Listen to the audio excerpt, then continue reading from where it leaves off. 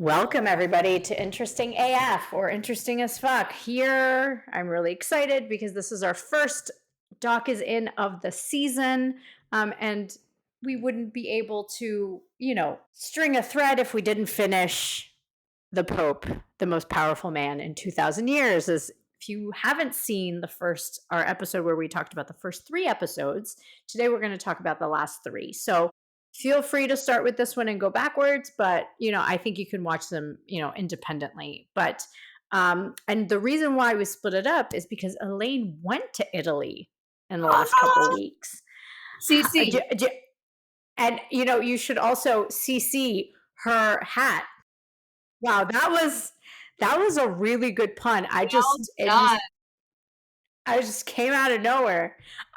See her hat. Grazie. See her hat because it says "Ciao" on it, and it's lovely. And I'm wearing. Actually, it's funny. I should claim that I'm wearing it specifically for this episode, but we know you're not. It's okay. We know what today is. What today is. It's day 1 of the Ryder Cup. So it's a big weekend in our household, and we were there 2 years ago in Rome for the Ryder Cup. I have immediate FOMO, even though at the moment we're getting our asses handed to us by the Europeans once again. But there's a lot of golf left to play. But that is why I'm in my Chow hat. It is my 2023 Ryder Cup hat that it just felt right this morning. And now it's even more right because I get to relive my trip to Italy from 2 weeks ago or so. Which looked so lovely. And I, as opposed, do not get FOMO very often. Like, I don't know, I just not. But yeah, I FOMO'd her trip real hard. And then I also FOMO'd, Seth's day drinking with Bo and Yang. Yeah. And from Less Cool Turistas. I was like, why wasn't I invited? They're probably mad at me, but I'll have to fix that. Yeah. No. That's true. We probably said something. We probably did say something. I'm sorry. We'll make it up to you. Off the Titanic iceberg, and which is one of Bo and Yang's greatest SNL moments. If anyone wants to go back and watch that one, it's fabulous. Fabulous. So today, like I said, we're going to talk about the last 3 episodes of the Pope, the most powerful man in history, which, again, I mean, these last 3 episodes just were so poignant, and I think we'll go into why, with why and gestures at everything. So, I think, so the last 3 episodes are, and remember, you can watch this on Xumo. I think it's on Prime. It's kind of everywhere. HBO Max. It was a CNN series, so anyone that covers anything or carries anything from CNN or that, what would that be? Warner? I think so, yeah. Or does Paramount own them now? I thought they were trying to buy. I can't even keep track. I don't know who's buying whom, but I think they were trying, because Warner's stock went up like real fast. I was like, all I know is my dad is just screaming rollerball every time there's one of these acquisitions, because he just, for decades, like, regardless of who's in power, like, he's just been screaming that we're headed towards rollerball, where there's just one the media corporation, the food corporation. And like, we're down to 2 railroads. We're down to 5 media companies. Like, God damn it, I hate admitting when he's right. Yeah, you can't, when your dad's right, it's just like, I feel it in my gut. Like, when I have to go, Dad, you were right. Like, well, I don't tell him. I'm not going to tell him. No, I have to tell him, because he looks at me with his eyes, and I'm like, fine, you're right. And then an angel gets its wings. So, there you go. For the greater good. Anyway, So last 3 episodes, the first one is all about a church divided. So going through all of the reform kind of that happened within the church. And it really goes into what made Luther kind of do his 98. I have always loved that guy. Always. Lovely. Always. And I think what amazed me the most is the pressure that he was under. Yeah. Because he could have very much easily like gone the way of, oh yeah, I did this, but I'm done now. Like Well, I can go back. and your guy is tied in Gutenberg with the That's printing, right. right? So Yep. that Gutenberg is someone that Linda would have to her dinner table from our Who Would You Invite to Dinner, right? I think that's where you Yep. brought him up. And so I that's did. a tie into one of our earlier episodes from last season. So yeah. I've been to Wittenberg in Germany and saw where he nailed the door that he, yes, I've been there. That's I've so seen it. cool. I'm not a religious person at all. Like this was like in high school, I went on my first trip to Europe, like absolutely changed my life. Um, just getting outside of basically the tri-state area where I live to see another world, essentially. Of course, will do that to you. But yeah, I always thought that was so cool. But like, I didn't grow up in a religious family. I we're not religious, but I always, every time he comes up, I'm like, man, if I was, I would be all about that Martin Luther. Like, no questions asked. Yeah, exactly. And he wasn't the only one, right? I think there were many people that are trying to figure out, which is ironic because all of this excess from the church came from the Renaissance. Oh, now I'm saying Renaissance. Really? Renaissance. Okay, Because Jenna, there's one. move it. Fives and ten is coming through. We should get them soup. It was the last episode that I saw the food. Explain it to Kenneth. He's like, Kenneth is trying to, you just go downstairs. Don't forget your IDs. That would be the. Sorry, everybody. Go look at 30 Rock, the flu shot. It's available on Prime, on Netflix. You will just be the better for it. Best show. Also, Tracy Morgan was in the news for out eating Ozempic, which somebody wrote. That's a 30 Rock episode, and I'm like, Yes. oh my god, please write this. Yes, please. Yes, please. But I think when we see kind of the antithesis, I think everybody needs to remember there is always a reaction to what is going on. People see excess and people see things happening, but people react, and people will always want to kind of improve and kind of build on what we have. And I think at least from this documentary, his gripe was the excess, right? It's about really having the church work for the people as opposed to the church working for the elite. And I think that's or itself, really, right? And I think that was interesting. And I love the Jesuits. Like the Jesuits actually worked within the system to actually be sanctioned, which again, you can see Went to the a two Jesuit high parallels. school, so I'm very, happy. Again, not religious, but somehow ended up at all these religious organizations. Yeah, you did go to yeah, that's true. Damn. I know. Damn, girl. Listen, it's great education. It's great education. It is. But I think that's Nobody beat the a shit out lot. of me, so that's good. Yeah, but I think also that's what the church was meant to do, right? Support education.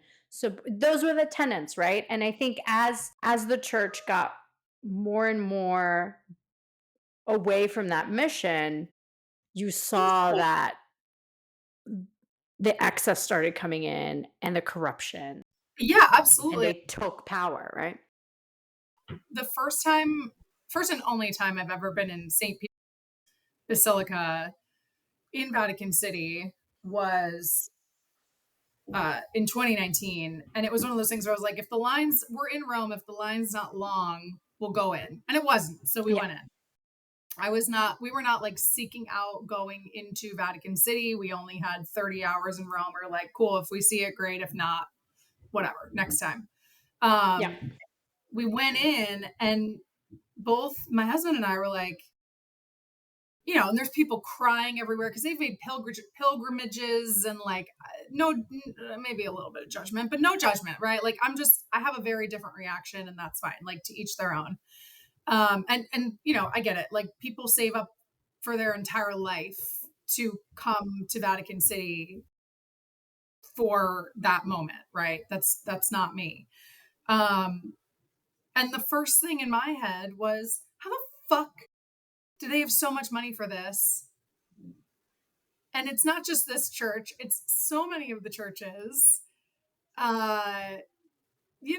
It's the excess. Like to me, one of like my favorite churches to walk in are ones just made straight out of stone. Like, to me, it's just, it speaks more volumes than stained glass windows, which are very beautiful, don't get me wrong, but like gold plated tiles and, gold everything everywhere. Like, it's so much. But, through this documentary, you find out that building St. Peter's Basilica in what it is today, one of the Pope Leos, I think. Yeah, Leo's. Yeah, One, Leo the maybe 11. 13th, Yeah, I can't 11th, remember. 13th. Somewhere in the teens. There was an X in front of it. Yeah, okay, somewhere in the teens there. He almost bankrupted all of the Vatican and all of the Catholic Church doing it, because he moves from this, more pious lifestyle to this more king-like, this is where all the gold robes come in. And not to say they didn't have those before, but like you said, the excess. Then he realizes, oh shit, and starts selling the indulgences, which is where the corruption comes in. And that's where, of course, Martin Luther was like, the fuck is this shit? Which I'm sure is that's a direct quote. It's a direct quote. We were there. Yeah, also, for those who don't know what indulgences are, it's basically the concept of the church, you paying the church's money in addition to, whatever tithe you give to the church yearly, because people used to give money yearly to the, to the church as part of like their piety. Indulgences you would give money in order to go to heaven immediately, or basically a free pass. It was like a free don't pass. pass go. Get out of jail free card. Exactly. And then they could, under this Pope, he made it so it was retroactive for even your dead relatives. So you could like take out indulgences on your dead relatives so that you could have another affair, or, be a little bit more gluttonous, or, whatever, which is just the complete opposite of everything, which is, listen, I don't know a whole lot about the Catholic Church. I like to think I know a little bit more than most. Not most, but I know more than some. I know enough to not want to necessarily subscribe to it.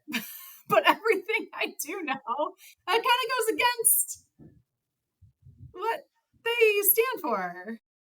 I mean, that's the concept of religion, right? I think most Organized, religions, institutionalized religion is a problem. because it's about power.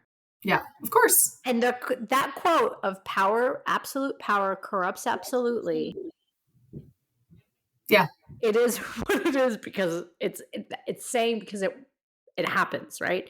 And I think that's what we see here. The concept of the loss of the power of, like, the link to God kind of gave them, well, we can do anything we want, right? And all this to say is that this repeats itself in history over and over again. People in power want to get money from the masses in order to achieve whatever their agenda is, as opposed to what the people really need or want. And I think that's I mean, I think we look at everything and we go, oh, we're going through this period in history where we're the only ones who ever gone through. Nope. We've done this before. We learned, but we didn't learn not to do it again. Yeah, we didn't learn enough. We haven't learned. I feel like it's the good place where we keep going through the cycles, and then until we retain enough memory to actually be a better version of ourselves, right? So I think that's what struck me about this particular episode, because you could just put so many parallels to so many other times in history, because this was the 1500s, right? Luther was like, you know what, we need reform and we need to change. And you could talk about all these different parts of history where like one person was like, I don't like this, and I'm going to try to change it, and they do. So, and then, which leads us to the depressing episode, obviously rough. Talked about the wartime popes. The popes were there with World War I, World War II, and how they kind of dealt with the situation. And I will say, they did a shit job, everybody. Yeah. Yeah. I took a picture of that Elie Wiesel quote that opened the episode, because it is poignant It reads, "We must take sides. Neutrality helps the oppressor, never the victim. Silence encourages the tormentor, never the tormented." Which was such a good quote for this episode. Like this Such a good episode quote. specifically. Once you then kind of walk through the history of these World War One and World War Two wartime popes in Italy, um, where there is that moral question at the end, like what was the Pope staying a little bit more neutral? Did it save more lives? There's no way to quantify that. There's really no way to tell. But I think there was definitely a sense of shock and surprise when Germany invaded Italy, and they were like, "Wait a minute, wait a tick."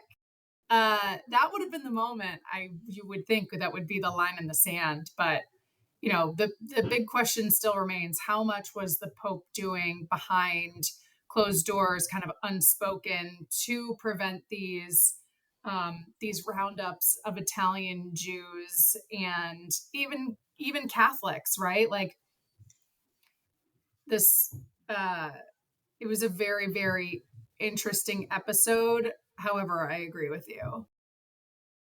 It could have been handled a whole heck of a lot better. But I mean, hindsight is Hindsight's 2020, right? 2020. And I think everything can be an and, right? The popes did try to support, I forget what his name was, but they did try to save, some Jews. They did try to do things, but I think the question fundamentally is was it enough? Which no, No, it wasn't, the because answer is definitely no. because I feel like, and I know this is a sentence people say a lot, it became political. Yes. Beyond their mission of helping everybody, it became political. And I think that's where, Well, I think it became political in signing that doctrine. Like, I don't know that they were thinking about this as a political thing until Hitler called it a fair. political thing, and they signed an agreement that they wouldn't get involved politically. Yeah, right. But I think They that's, signed themselves into a corner, and then the dilemma came in their moral dilemma came, um, which, then enter JP2, where he threw that out the window and met with Reagan and said, "Fuck this and fuck communism." Like, I've lived through not just the Nazis, but now Soviet communism in Poland, and I'm not going to stay silent. He yeah, stayed and I silent think, on child sex abuse, but yes, we'll get to that those two things can be, too. right? Yes. And I wonder, there's somebody said this quote is like, what is the price you're paying for doing one thing over another? Clearly, JP was like, I am going to fuck communism. I've been fighting this for my entire thing. He saw Nazism, he saw all these kind of things moving along, and he didn't agree with them. And I think it's because he was heralded into this period of time, right? And I think between World War One and World War Two, I mean, there's what, 30 some years, right? So it's just very, Barely. very barely, right? Very intense moments of extreme poverty, of extreme unrest, instability. And I think you see somebody like the Pope, who's supposedly somebody who wants calm and order. And, it's kind of feel like they're like in denial in order to pretend everything's okay. Right. Right. And fundamentally, they didn't think saving people that weren't of their religion important enough. And that's, I think, Which is insanity. which is insanity, obviously. Like that's not, again, going back That's to not the the concept message. of, That's not the that's message. not the message of the real of this religion, right? I think, you see the crusades and the couple, like you've had this infighting of religion forever. So I think we shouldn't also take that out of this context, because I think the Pope saw supporting Catholics as the most important doctrine or important mission that he had, and he didn't, to the Did detriment. he? But did he? Because even when the Nazis started killing not just Catholics, but the Pope's actual Catholic priests, not that they are more important than any of these other lives, but you would think in terms of like direct Yep. connection to the Pope, you'd think if that if what you're saying is true, then there's your line and there's your line again and your line keeps getting closer and now they're talking about kidnapping you, which I did think it was very smart to put in writing, like if I'm kidnapped and I leave the Vatican, the sovereign Vatican land, I am no longer the Pope, I am Bocelli, and now you've just captured an Italian man, like Yeah. you've not captured the Yeah. Pope. Yeah, and I think I think it was about saving, like, pushing the concept of the institution over anything else, and that was the choice that this pope made. He went, "Nothing is going to be higher than me protecting the sovereignty of this institution," Which and is it came at a. exactly what JP2 did when he decided he didn't want to know and he wasn't going to do anything about what was going on with the child sex abuse, Yep, horrifying stuff in the Catholic Church. exactly. So I Which think that's. I'm glad that they went there in terms of like taking JP2 down a peg because like he was a very good pope. He was pope for our entire lives until we were almost Yeah. until we were 20, the first 20 years of our lives. If you knew who the pope was, that's the only one we knew. Yep. And of course you hear about all the good things. You hear about, of course, his childhood and everything he did against communism and the Nazis. Then this stuff all happens and what is his legacy, right? And like you're saying, like there can be two sides of the coin, and I think in most situations people want to focus on the good of JP2, and I love that they went there and they kind of went there hard. They didn't spend a lot of time on it, but Mm-mm. they were like, this man tarnished his own legacy, and it is and these are like Catholic priests saying this at the end of this episode where they're not only did he tarnish his own legacy, but like the church like would have never recovered, like will never fully recover from that, certainly not in the United States. Yeah, and that's the reason why they go into Benedict's resignation, right? Benedict was kind of the sacrificial lamb to Yep. show that, it was the one in the middle and saying, not pretend, but let's say this is the old and in with the new pope and new thought process of, and I think that's why they're going for like really kind of Aggressive. progressive popes in the sense that they really worked with the poor. I mean, it's really kind of very specific quote unquote profiles Yeah. of popes, right? So I think that's kind of where you get it. And you see from the wartime popes to JP is that they decided to protect the institution over what was Mhm. right. Yeah, and Francis flipped that on its head, and that man does not get enough credit. He does not. I think he did So so much work to kind of start the healing process and things like that. And I think, this new yeah, pope as well, yeah. Pope Leo is, I don't know, he pulled something couple these last couple Bears. weeks where go Bears. I just love that we have an American pope. Never in my life did I think we'd see it Well, we saw it. happening. And I think he's making very specific, I think, political statements Oh in yeah, how he is examining this. So, I mean, we'll see what happens, and I think we'll see if this pope finally understands it. And I think Francis really understood that in order to save the institution, you had to clean house. You had to go. It's kind of, and which Thousand is a people. gross thing to say, but it's the corruption in a very sick manner, right? It's Yes. about, it's about hurting your parishioners. It's about causing this irreversible trauma to children. Yes. And maybe that's not the right, Maybe not. Maybe not the best you choice. know, maybe protect the children. Oh God, what a fucking concept. Sorry. What a concept. Sorry, everybody. Gesturing at everything. Like, but like I think what in the end, I think these last 3 episodes are saying, like from the war, especially I think I see this the most from the war, and I would have thought the Luther one would have like hit me more, but I think the wartime popes is the one that hit me the most. For sure. That they wanted to protect the church above all else, and Yep. they failed at protecting their own, you know, followers. And they almost failed to protect the church while doing it. Exactly. They almost lost the church. They almost, Hitler was it's right there. He was right at the door. there.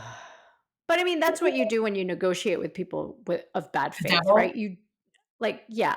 I mean, Hitler was obviously a negotiator in bad faith. He just wanted more and more and more, and wanted to remake the world, and was like blinded by his megalomania and his hatred for people and his hatred for Jews and his hatred for anybody that wasn't what he thought an ideal was, which in the end Which gets he him, right? wasn't.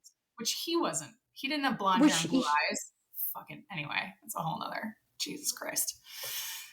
we're gonna be we're gonna be um, okay. We're gonna be okay. Let me have a sip of my fridge cigarette to calm down. yes, let me have my 3-day old water in this water bottle I haven't cleaned in a week. Come on, man. Okay, I haven't cleaned this in a week either, so whatever. But the water is fresh because I put in like this collagen powder. Sorry, it got too I put heavy, that and in we my need to coffee every just morning. I put it in my coffee go every morning. back to hydration. I can't do that. It gets clumpy. Do you get one that doesn't clump? Because mine always clumps and Yeah. it grosses me out. So put it in. Are you putting the powder in before you pour the coffee in? No, I'm putting it Okay. after. The vital proteins that I have, like just the company Okay. vital proteins, it doesn't clump at all. But All I right. Good to also know. make sure I put the powder in after the coffee's already in the cup. I found that or like if I put like my creamer and then it gets clumpy and no, pour the coffee, put the collagen powder in, and then stir it up, and then if you add creamer like I do, then I put my creamer in there. Perfect. Cool. I Because have right now noticed I'm into the shaken espresso, shika shika, which is just lovely. collagen sidebar, everybody. Yeah, sports research is the one I take in case anybody is. So I take the pills. I used to take a liquid one, and it was awesome. I loved it. Collagen. Okay, this is not medical advice. Mixed reviews, right? Some people, because you can't really target where the collagen goes. So Yeah, but that's my why. joints, I have had joint issues since I was 20, and my joints feel so much better already. Like within weeks of doing it every day. Exactly. So it does Improved. it does do things. It's just I think with the research that we have so far, and I think as with science, the more research we have, the better we get. Oh my Um, god! Are yeah, you I know what a cup. Yeah, I just read about it on a Wikipedia page somewhere. serious?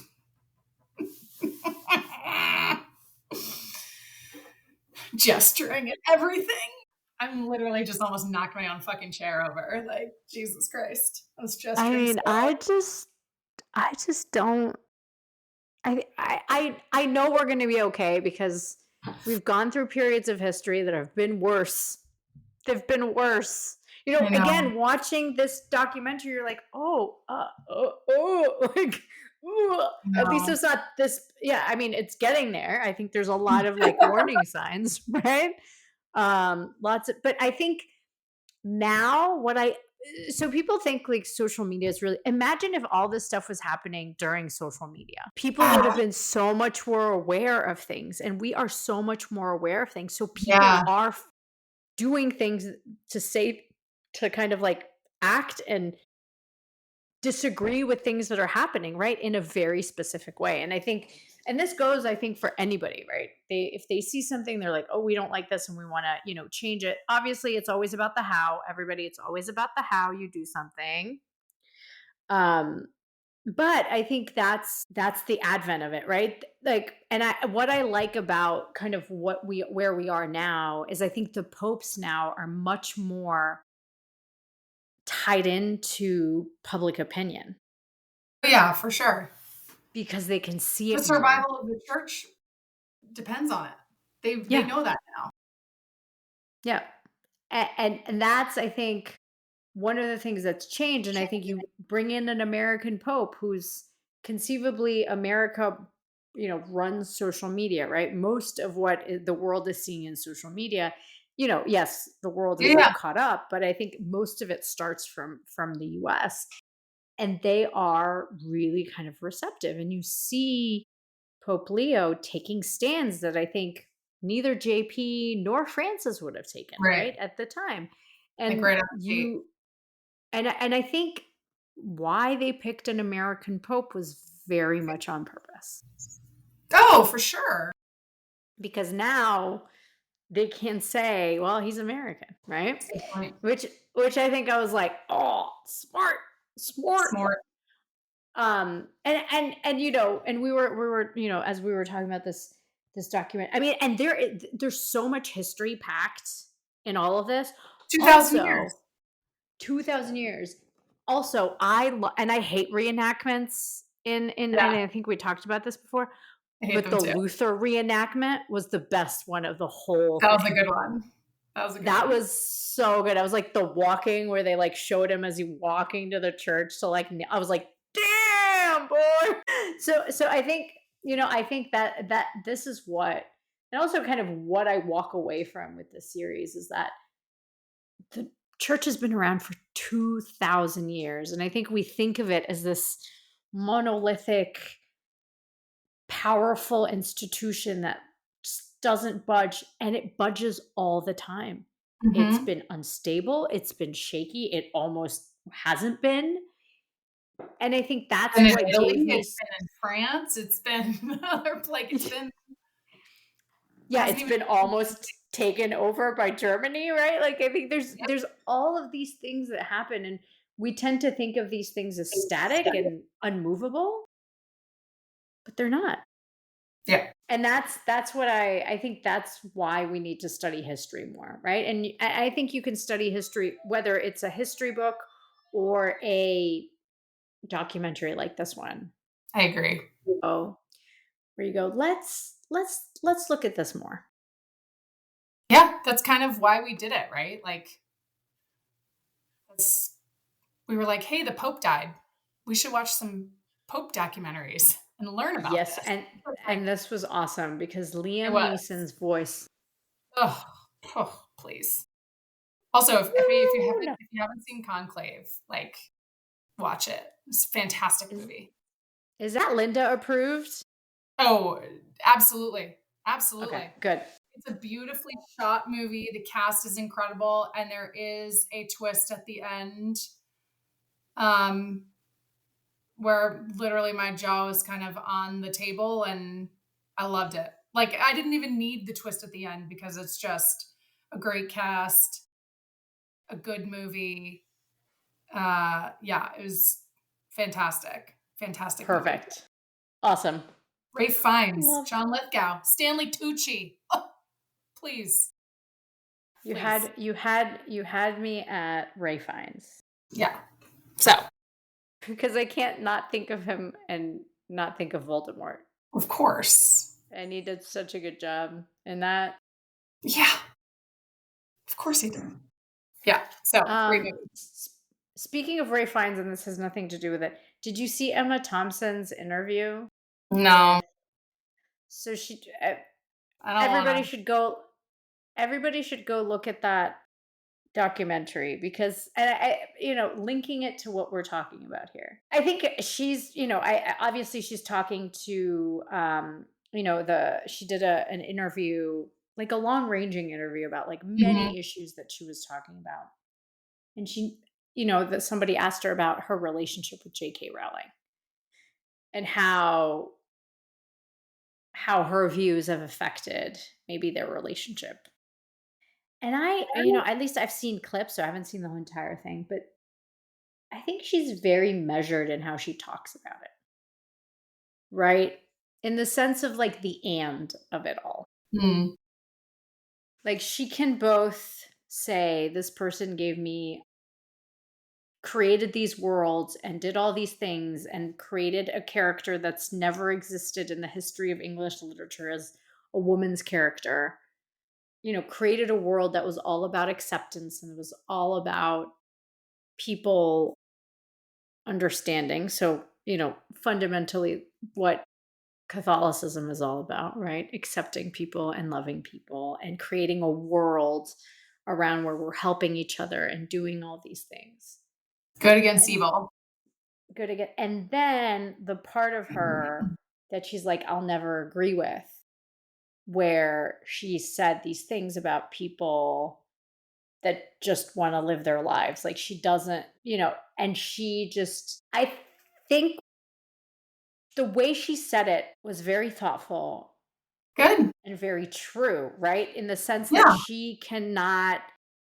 she's like, I try to hold these two things together. And hopefully one day somebody's views will change, something will change and they'll like commingle. They never will. But I'd like to hope that I keep those two realities together. And I think Yeah. that's this documentary, right? There's two realities of what a church is, right? The theoretics and the reality. The written book and what actually happens in real life. And that's also like kind of a big thing that I thought was just really good around what she said is that in Super order interesting. for people in order for people to kind of accept things, you kind of also have to accept they're not gonna be there yet. But you Yeah, and can not still everybody's disagree, and not everybody's perfect, and you can, disagree with somebody. And as long as like nobody does anything to hurt anybody, I right. think that wasn't, I think every time you talk about these things, people like assume things and you're like, just listen to what I'm saying. Yeah, Just listen to what I'm saying and don't put on your own assumptions around what person is saying, right? And I just really appreciated her nuanced view because I don't think anybody around the J.K. Rowling like kind of her comments about trans women. Nobody's said this in a way that I think is non-inflammatory, and I think right. from both sides, right? Yeah, I yeah. think she went from the concept of she changed my life, and I cannot negate that. But that doesn't mean that what she's doing I agree with, and I hope one day she will see Two things can be true. I've been two screaming things this that all can be year. true. Yeah, Yeah. and I think that's how I walked away from this documentary, right? The Yeah. Catholic Church is like this amazing institution that's worked and has done so much good, but it's also done so much evil, Yeah. right? And Yeah. Absolutely. and you just do that The whole and both of those things. Yeah. exactly. And that's I think a great way to think about how you move in the world, right? Just because there's a bad thing doesn't mean there can't be good out of it. Sure. So that's like my meandering I like thought it. process No, no, I like it. about this. And I just, I because things are getting so much more complicated for people and they're trying to, figure out if these things were easy, we would have fixed them, Yeah. guys. We would have fixed them, but we're We'd still all be working selling on it. ice cream at the beach. Like living the perfect life. That'd be so fun to sell ice cream on the beach. Though I will say my kids would Love eat it. all of it and I'd have nothing to sell. I think about it all the time. All every day. At least once a day now. Like, what if we quit and sell everything and just sell ice cream at the beach? On Now that I'm that just note, thinking about it. on that note, I'm actually really excited about next episode. I don't know if you have any final thoughts before we, delve into what next week's episode is. No, I'll just As say a it was very cool to be back in Italy. It was the Jubilee at the Vatican. I did not go to the Vatican, but I was in Rome. Um, they were celebrating the Jubilee, which they celebrate every 25 years. They had a big concert. Andrea Bocelli performed. Clips performed, which is amazing. Like, talk about progressive right. forward thinking. They had drone show. Like, so it was just, it was very, Italy is fucking amazing. But speaking about history and why we should learn about history is this is something I just was reminded because I know I knew it, but it's not something I remembered until actually uh, going to Fontainebleau, which is where Napoleon lived until he died. It was, uh, excuse me, when that's where he was exiled. That's where they voted to exile him. Um, Italy was not Italy until 1861. Like, Italy is younger technically than the United States, which is just like a fact that blows a lot of people's minds. So, like, And the revisit France that you history. know and the France that you know today was only born in like the 1960s. Yeah, like, it's world history is very interesting, and we Wild, should everybody. continue to It's learn it. wild. Yes, and we should continue to yearn to learn and be reminded of these things. Um, yeah, that's my history. Well, I'm glad, Italy's so much fun. And I think, It's so that beautiful. it's so beautiful. And I think it really is, in a lot of ways, a beacon of art, of music, of culture in a way of for the Western world at least. Yes. That is still like shaping a lot of what's happening. So Yeah, I'm but glad. they have so part of I was there on not like officially a work trip, but I part of a group where several of us got chosen to go on this strategic business and political trip. It was absolutely unbelievable. Um, but Italy is has kind of learned the hard way. Like, yes, we are this beacon of art and fashion and culture and food and all of these wonderful things, but like that can no longer sustain us as a country. And so now the meetings I had were really, really interesting. They're trying to find ways to attract foreign direct investment. They want to become, they've got a lot of really great, like a great workforce pipeline because they have great universities.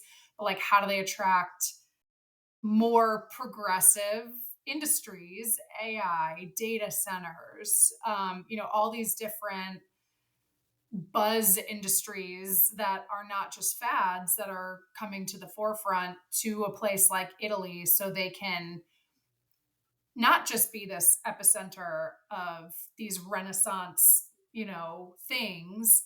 Um, Obviously they always want to hold on to that, but it's also a wildly aging country. They want people to stay in Italy and for people to come, like to want to seek out to work, live and work in Italy. Everyone wants to retire to Italy. That's not helping Italy. It's not. And they recognize that. So it was a really interesting set of conversations that we got to have. So if you're looking to, if you're looking for jobs, look in Italy. Go live in What? Italy. They want you. They need you. I wouldn't I wouldn't mind living in Italy for a couple of years. Like I said, I need the Right? chaos. Like the Oh, so Mediterranean. much chaos. I I love love it. it. I It's love it's it. not even Mediterranean. necessarily chaos, it's about noise. Yeah, we're so noisy. You had to be Italian to be on this trip too, so obviously I have that going for me. Um, so you keep this Well, a podcast. You all can't see how much I talk with my hands, but good golly, I'm from North Africa, so yeah, same. not too far. We're not that far. Was having a call with people that were originally from Greece, and I was like, I'm from. Oh, they're like, oh, okay, cool. We're good. Yeah, We're good yeah, here. we're same. We are No, no, same. no, no, no, no, no. You eat lamb. You don't eat meat. I mean, I make lamb. God, I love that movie.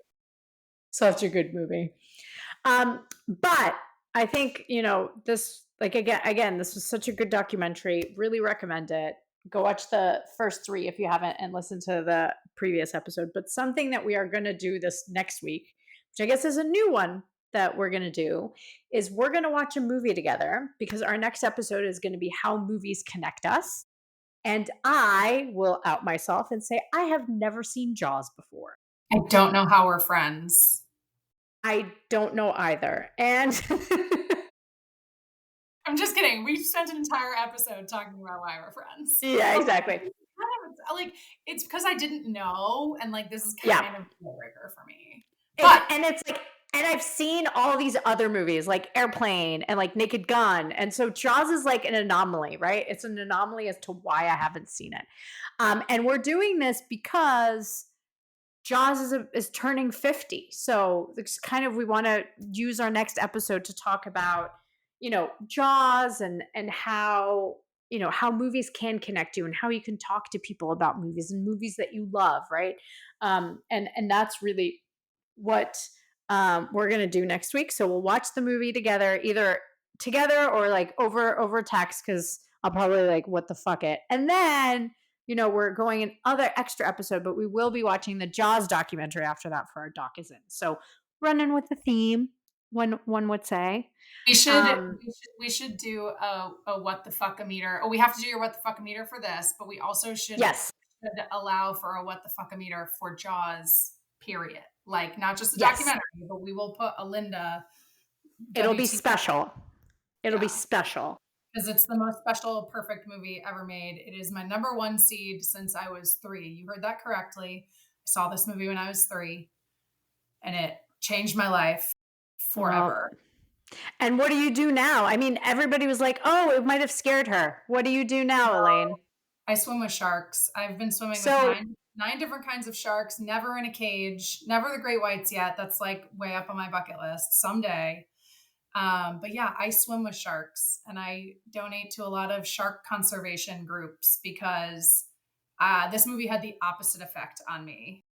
And there will be, we'll put it on the Instagram page. There is a very famous picture of me that like friends of mine from college will put as their profile picture during Shark Week. Like it's so legendary that we will put up when we do this on Instagram. So awesome. I'm very, very excited for next week.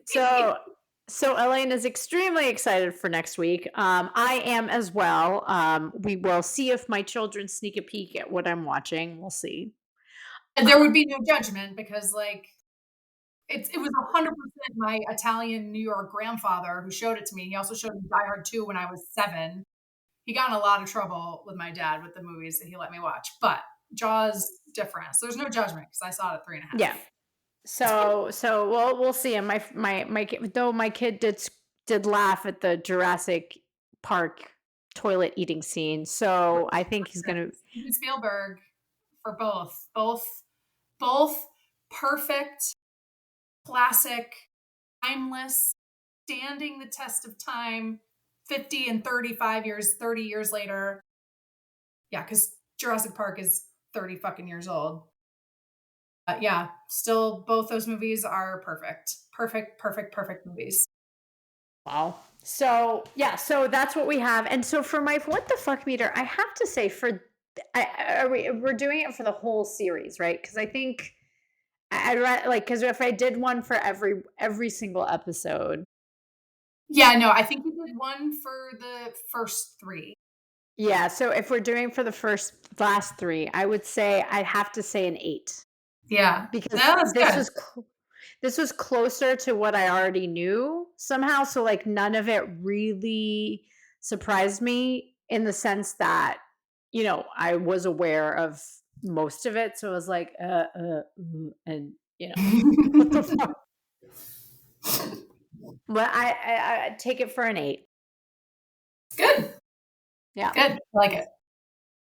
So yeah, so again, join us for the next couple of episodes. As always, our email is open. Please send us, any suggestions.